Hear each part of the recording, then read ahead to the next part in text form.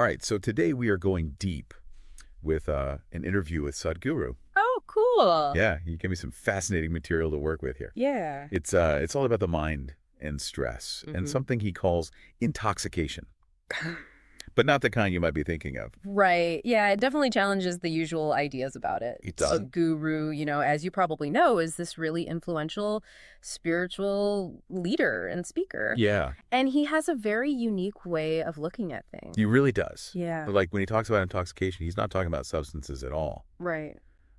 It's more about this internal state of joy and energy. Yeah, exactly. He's saying that true intoxication comes from within, Yeah. not from something you take. Yeah. It's about cultivating that natural exuberance and aliveness. Yeah. And he connects this to the idea of incompetence, which I found really interesting. Yeah. He basically says the real danger isn't being intoxicated, but the incompetence it can lead to, Right. especially because our time here is limited. That's a key point. He's not saying that all intoxication is bad, Right. but rather that if it makes you incapable of functioning, Right. of using your intelligence and potential, then that's a problem. Yeah. We only have so much time, so why waste it being unable to really live? Makes you think, right? Yeah. Like how often do we look outside ourselves for happiness or escape instead of trying to cultivate that joy and peace within? Maybe that search for external fixes is part of what he means by incompetence. It's possible. Now, he also uses this really fun analogy to talk about our minds. He calls it the monkey mind. Oh, yeah, the don't think about monkeys thing. Exactly. I always fall for that one. Everyone does. Yeah. It's brilliant because it shows us how our minds tend to work. Right. You try to suppress a thought and it just multiplies. Yeah. That monkey calling all his friends. Yeah. And all that mental chatter can be exhausting. It is. I mean, if we're constantly fighting our thoughts, it's no wonder we feel stressed and overwhelmed. Exactly. But Sadhguru offers us a different way to look at it with this analogy of life being like a stage. Okay. So All right. Instead of getting all worked up when the play of our lives isn't going the way we want, yeah, he suggests we could just change the act. exactly. Like rewrite the scene or something. Yeah, he says we have the power to change our internal experience instead of burning down the whole stage with anxiety. I love that. So it's not about ignoring our emotions, No. but about not letting them totally control us. Right. And this is where he talks about not mistaking the psychological drama in our minds for the actual reality of being alive.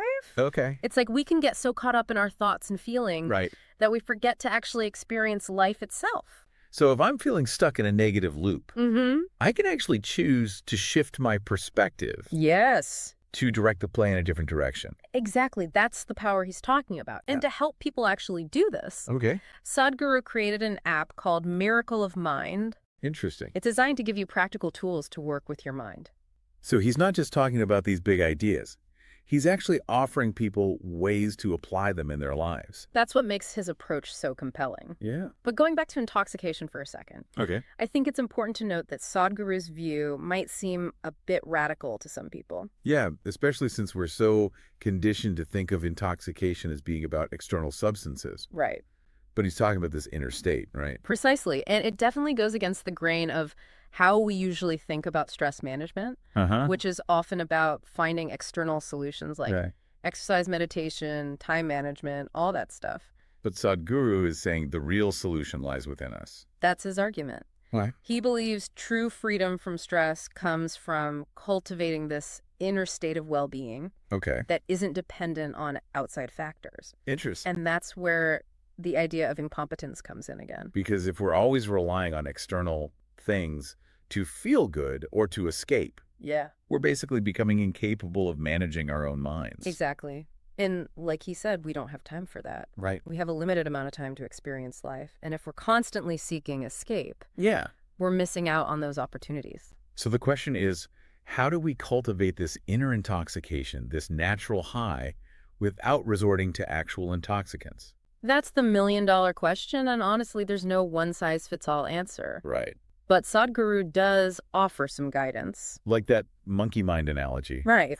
Right, maybe that's part of it. Understanding how our minds work and why it's so hard to just shut off the thoughts. Exactly. That don't think about monkeys exercise shows us that our minds are constantly generating thoughts. Right. Whether we want them to or not. It's like that monkey just swinging from branch to branch, never staying still. And trying to force it to stop only makes it go crazier. Exactly. Just like trying to suppress a thought usually makes it stronger. Precisely so. Instead of trying to control our thoughts, Sadhguru suggests that we shift our perspective.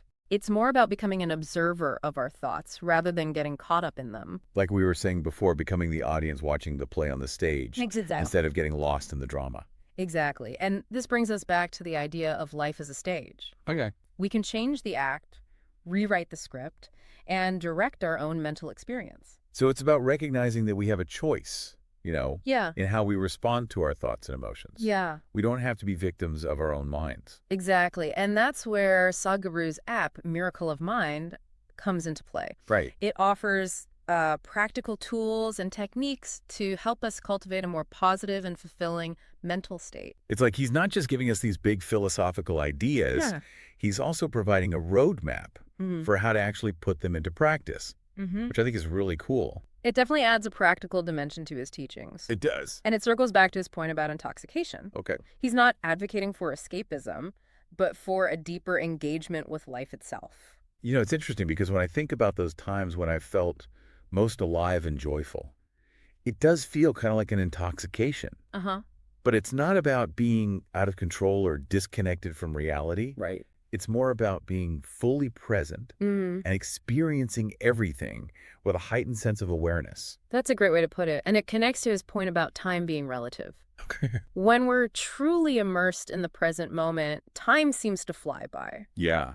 But when we're stuck in negative thought patterns, it drags on forever. It's like those days when you're having so much fun, you completely lose track of time. Exactly. Versus those days that feel like they'll never end. Exactly. So the key is to cultivate that inner state of exuberance, that intoxication with life itself, so that every moment feels precious and alive. It's about finding that sweet spot between stillness, exuberance, and intoxication. Yeah. It sounds like quite the balancing act. It is, but it's a practice, not a destination. Right. And like any skill, it takes time and effort to develop. Which is why Sadhguru created the Miracle of Mind app, to give people the tools to help them along this journey.